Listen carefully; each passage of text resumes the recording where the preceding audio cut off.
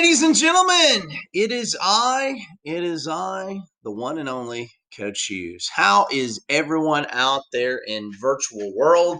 We're going to continue our video series lectures on ancient Egypt. As always, you can find any and all information in Canvas under modules. Quick review before we move on to section 2 of chapter 4 materials. Section 1 was really all about the geography, because before you could understand anything and everything related to ancient Egypt, you had to understand the geography. Of course, Egypt is located in the northeastern part of the continent, not country, but continent of Africa. And really, it all had to do with the gift of the Nile River. 4,000 miles long, stretching from Central Africa all the way up to the northeastern part there through Egypt and emptying into the Mediterranean Sea area. 4,000 miles. You could go from New York to LA and still have some left over in that case. It is the longest river in the world.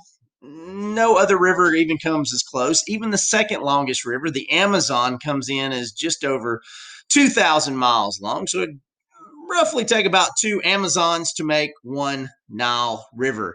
The Egyptians basically did everything, hence the term gift of the Nile, with the Nile River. They used it to drink. They used it to clean. They used it to farm. They used it to fish. You name it, they did it. Everything involved the Nile River. Egypt was also afforded the luxury of natural borders that surrounded it. You had the largest, and I do mean the largest desert in all of the world to the west, also known as the Western Desert, but we call it today the Sahara Desert. In the east, the appropriately named Eastern Desert. Both very treacherous to navigate if you were trying to invade it with a large army. To the north, you had the marshes, the delta, where the river broke off. Good fertile farmland, but also swampy, muddy areas as well. And way down south, you had the cataracts, aka the rapids. If you've ever been whitewater rafting, you understand what I'm talking about there. Now, it's not impossible to get into Egypt, but all these natural borders made it very, very difficult for invading armies to just kind of come in and crush Egypt. Not impossible, but very, very difficult, as we found out in lecture number 1. Now, also the flow of the river from south to north, it goes south, it goes north. That was also important as well, because the 750-mile stretch within these natural borders is where all of these Egyptian kind of city-states developed. And then eventually you had 2 kingdoms that ultimately emerged. You had Upper Egypt, which is located down south because of the flow of the river from south to north. And then you had Lower Egypt right there in the Delta area, right before it emptied out into the Mediterranean Sea. Well, eventually you had one man, Menz, who kind of finally attacked. He was from Upper Egypt. He attacked Lower Egypt, but he fell in love. He fell in love with a princess there in Lower Egypt, and he united the 2 kingdoms, making one kingdom. So he served both, and he wore a double crown to signify the joining of Upper and Lower Egypt.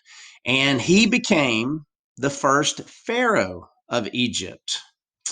And pharaoh meaning the ruler of a great house. He was the first one. He also started the first dynasty where you had father to son to grandson, kind of passed on the lineage there of being a pharaoh. 31 total dynasties emerged, grouped into 3 time periods: old, middle, and new.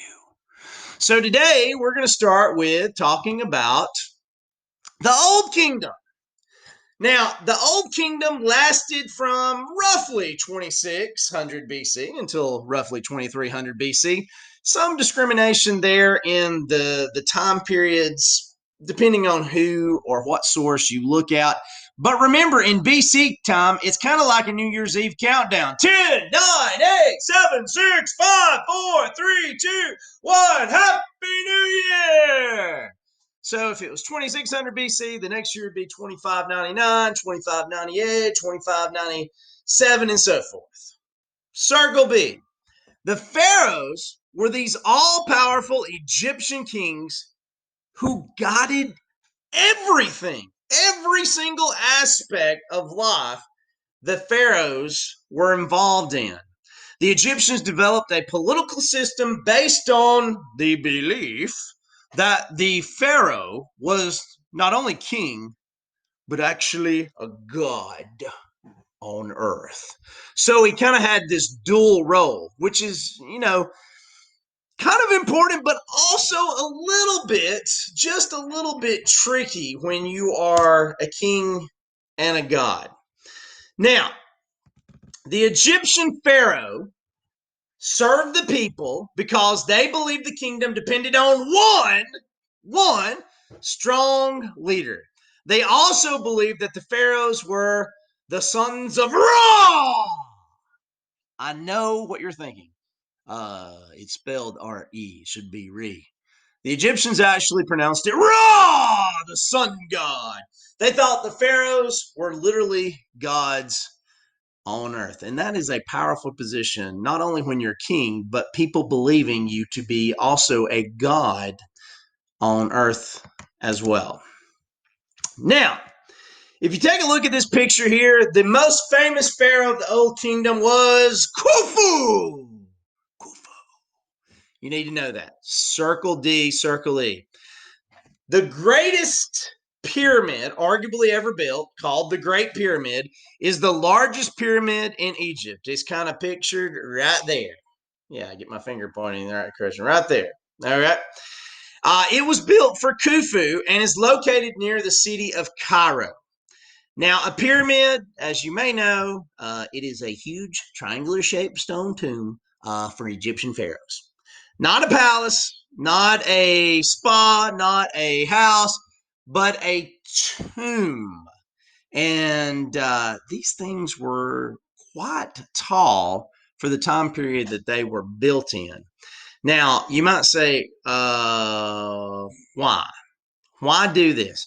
Well, the Egyptians were actually more concerned with the afterlife than they were the here and the now.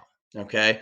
So they built these very tall pyramids. Think of in Mesopotamia, Sumerian times, the ziggurats were built very tall to honor the gods. Somewhat is very similar here in the same sense that they were built very tall. But they kind of have a time frame on them because not all pharaohs, obviously, even after Khufu, had pyramids because of tomb raiders, people that would go in and kind of rob the riches of the tombs. And we'll kind of explain that a little bit later on in this lecture here, why that is. Okay. So eventually, to prevent tomb raiders, the Egyptian pharaohs found mountains like the Valley of the Kings to build shafts down into the ground and kind of bunkers underneath to prevent people from thieving their riches for the afterlife. Now, although the pharaoh owned everything, he was also held personally responsible for everything that went wrong. So if you upset the god, you would say, oh, yes, we understand why we have a war going on or why we have flooding or a drought. We understand that because we've done bad things. But think of this also if people were really good and droughts and floods happen. The Pharaoh was expected to even make trade profitable and even prevent war. And sometimes that just did not happen, which upset the people. So it was a very fine line that the Pharaoh had to kind of navigate to be a king and a god on earth at the same time.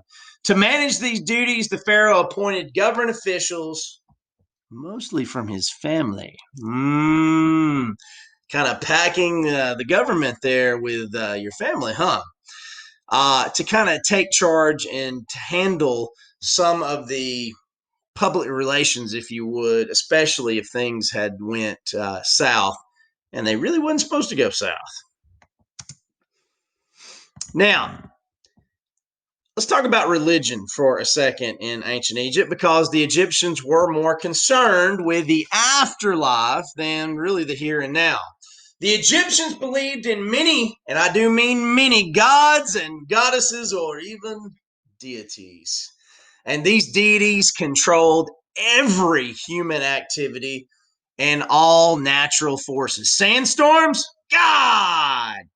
Tornadoes, if there were tornadoes, God. Hurricanes, God. Electrical storms, God. The total eclipse of the sun, God. So they may not have really understood the concept of science. So to kind of understand how the world works, they may have related it to gods. If the moon got in front of the sun and caused a solar eclipse, we would understand what was going on today. The Egyptians may not, though. So they would see it as maybe that Ra, the sun god there, a major god, was upset with them in some way, shape, or form. Another major god was Hapi, the Nile River god, and Isis was the most important goddess, not a terrorist group like it was here in 2020 or even in 2019, 2018. Isis, again, the most important goddess. Excuse me. All right. Now, this is quite interesting to say the least. Much of the Egyptian religion focused on the afterlife. And each person's ka, or life force, or spirit, existed after death, but remained tethered to the body. Hence, mummification. And in order to keep the ka, the life force, the spirit from suffering, and to protect the pharaoh's body after death, the Egyptians developed a method called embalming to preserve the bodies. You know it as mummification. So, here's kind of the process. If you kind of look at the picture above me right here, this is an unwrapped mummy, and you can even see the hair kind of sticking up. It was a tedious process that took like over 100 days to do. We're not talking about like the person dies and then next week we hold the funeral after embalming and all that. This was a long, drawn out celebration ritual for the Egyptians because, again, the afterlife was much, much more important to the Egyptians than the here and now. So let's kind of go over everything that you need to know here. Okay. So we're going to do a little demonstration here. So what I have here is an assistant. Don't do it. Don't. All right. So what we have here is we have a case of mummification, Egyptian mummification. And we're going to take, we'll call her Kelly here. All right. Kelly is going to be our mummification person. So here's kind of what you're seeing here. During the process, the body's organs were removed. So let's say that we remove everything except for the heart. So when we remove the kidneys, I know the kidneys are on the back, but we remove the kidneys. We take the kidneys and we put it in a canopic jar. And then we close the jar up. Now, these jars would be placed either in the sarcophagus, the coffin, or outside the coffin to be buried in the tomb of the mummified person. Now, the brain was interesting to say the least. So here's what they would do. They would take a hook. You got a hook here. All right. So they would take this hook, and what you would do is that you would put the hook inside the nose, the nasal cavity of the body. So what and you would have to go through, and you would have to get to the brain area. So you would have to kind of punch through. There we go. Right there. And now that you're in the brain cavity, get on in there. You get in the brain cavity of this. Now, to get the brain out. Now, the Egyptians believed that the brain was a non-important body function. They believed the heart was the center of the body and most important. So what you would have to do is you would have to, once you punch that, you would have to stir it up. Now that you're in the brain, you got to get it all unattached from the brain. Twirl that around. And then once you have that, you're going to slowly pull the brain out of the nasal capacity. Oh, look at that! Brain guts! Looks like noodles, doesn't it? So you gotta take the brain out. You gotta get some more in there. Don't worry, we're gonna swirl it around again. Make sure you want to get all the brain out. And it's not an easy job. So you gotta pull it out of there. Some more right there. See the guts and everything. That's brain. That is the brain. So now we're gonna put that aside. So the brain itself would be put in a canopic jar as well. Now, the rest of the body would be put in sand, spices, and oil to dry out. So kind of think of it like a sandbox. All right. And then what they would do is they would take this linen cloth and they would wrap the body up, doing a better job than I'm doing here. Got to wrap the body up, fine tune, fine linen cloth, not toilet paper, as you see on the screen here. Yep. Wrap the body up.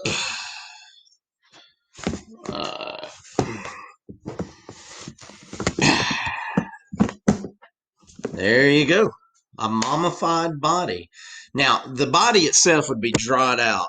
And this takes over 100 days to kind of dry the body out. So I kind of made that. And if you look up above me, you can see the hook being inserted in the nose. Looks like the stomach contents taken out. The body, or the Egyptians believe, and up there in the corner, yeah, right there, you can see a body being dried out with the spices and linens. Now the heart was the center. They kind of got the heart and the brain mixed up because they believed the brain not to be a vital organ, but the heart was kind of the center. So the heart was the only organ left inside the body. Everything else was kind of put in these canopic jars here. Okay, all the organs. But these organs would go with you. All right, they would set. You can see the jar right there. Those had organs in it. And that's where he's going to put the stomach contents or the intestines as well. And all of these would go to the afterlife with you. Okay, so that's kind of mummification in a nutshell. Now, this is my favorite part here. Kind of get off the screen here. The Egyptians believed in life after death. And the Book of the Dead. The Book of the Dead is kind of like a cheat code to the afterlife. That right there is a copy of the Book of the Dead. It contained a collection of spells that the Egyptians believed that they needed for the afterlife. So, how do I relate this to you? There's only one thing that I can think of that can relate this. So I'm going to get off the screen for just a second after I tell you this. So, a set of cheat codes. How many of you are gamers out there? How many of you ever play games? How many of you have ever got frustrated at a game before because you couldn't beat a boss or a level, and you're just like, "Oh my gosh, it's taking forever. I can't figure it out." So you go to YouTube, or you actually, in my heyday, you would go out and actually buy cheat codes. At all these other places that you could get them, but you can go on the internet now, Google cheat codes or how to do this, or watch YouTube videos. But this reminds me, the Book of the Dead reminds me of this right here.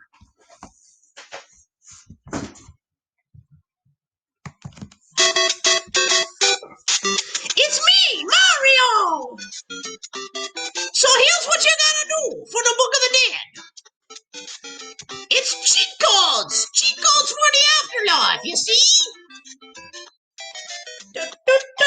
So here's what you gotta do, cause it's me, Mario. So if you're playing Mario, Super Mario Brothers, and you get to a level, and you got to beat that level, I can't get by King Koopa. I can't do it. So what do? I find a cheat code. It's me, Mario. So here's what I would do. I would read the cheat codes, and I go, I take the mommy, bite the mommy. I'm getting to the end. Oh, I can't get past that level. Super Mario Brothers. Spit fire out of my hands. I'm Mario. So here's what this was. I'm a cheating Mario. Cause I want to get back.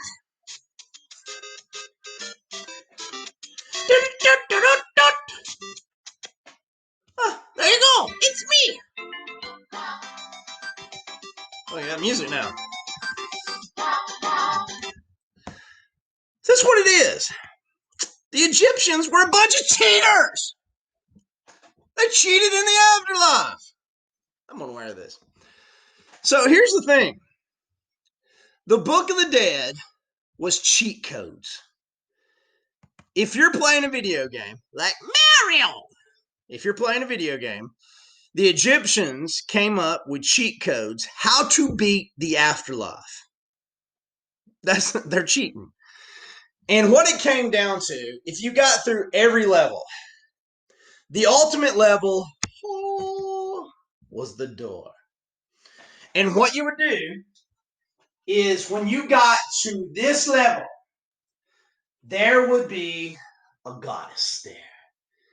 And what you would do is you had the scale of truth. And what it was, the only organ left in your body was your heart. So they took, imagine this, your heart. So they took your heart and they placed it on the scale with a feather. And the heart didn't want to tell lies on you. Because if the heart told lies on you, or if the heart told the truth and told how bad you were, the feather of truth would not balance. In order for that door to open, in order for you, yes, you, to go to paradise, the feather of truth and your heart had to balance. And if it didn't balance, this big crocodile creature would come out and devour you, and you cease to exist.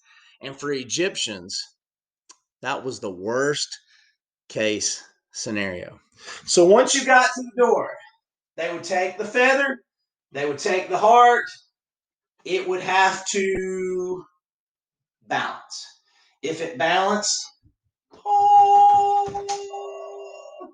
the door would open and you would go off into paradise.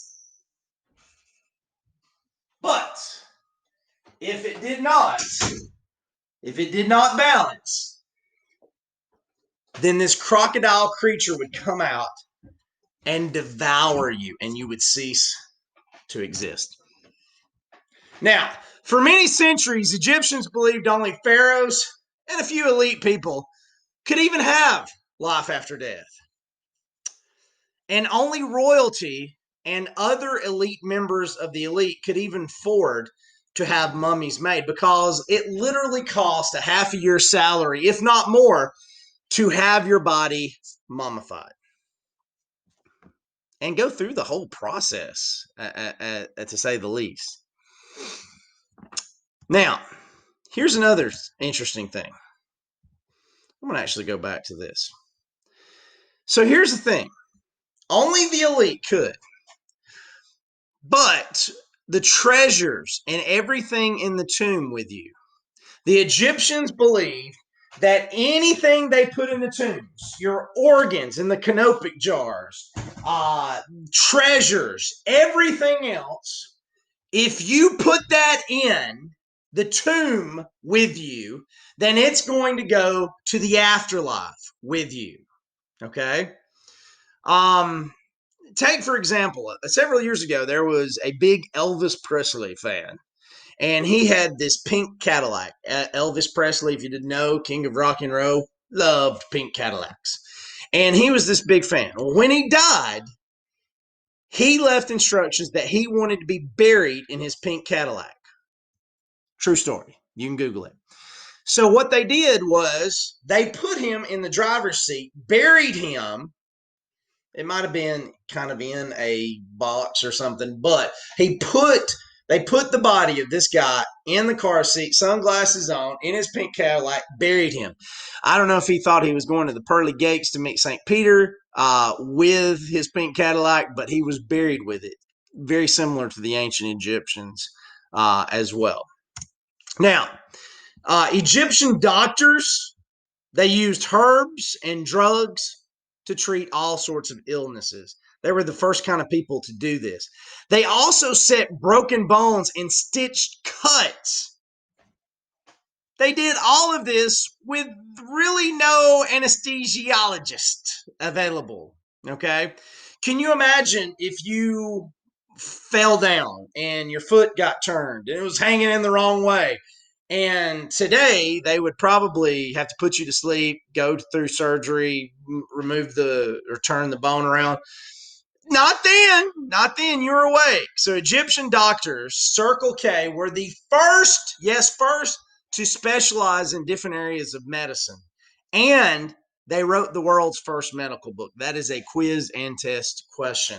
So they were kind of the first people when it came to medicine. And if you think about it, with all the mummification process and every time they're removing organs of dead bodies and taking out everything except for the heart, they're learning. They're being educated by this. So they are seeing how this stuff works in a dead body, and they use that information to treat live patients. So it's very helpful. All right. That concludes section 2. It's me, Mario. I love saying that.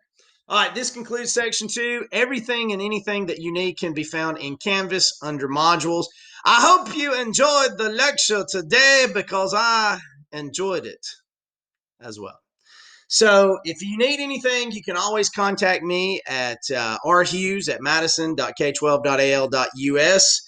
I'm here to answer any and all questions. All virtual students, keep checking Canvas and the modules for this week's lessons and assignments. If you have any other questions, please don't feel like you can't help me out. So I will leave you with a little music today. Have a good one. It's me, Mario.